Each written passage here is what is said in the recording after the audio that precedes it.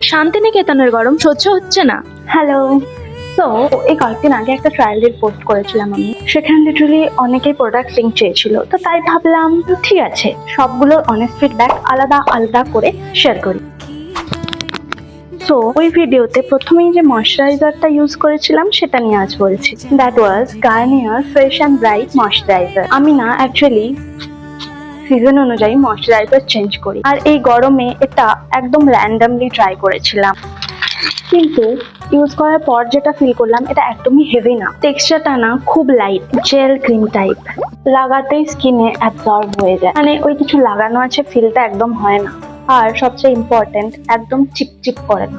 গরমে ওই স্টিকি ফিলটা যতটা ইরিটেটিং হয় এটাতে সেটা নেই, আর তার সাথে একটা হালকা কুলিং ফিল আছে, যেটা অনেস্টলি আমার সব থেকে বেশি ভালো লেগেছে।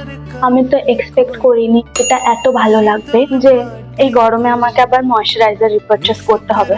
আর বেস্ট পার্ট, এটা মাত্র 299। যারা ওই দিন লিঙ্ক চাইছিলে তোমরা চাইলে ফ্লিপকার্ট থেকে ইজিলি চেক করে ট্রাই করতে পারো, বাকি কমেন্ট করো, লিঙ্ক সেন্ড করে দেবো।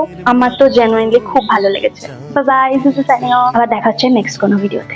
টাটা।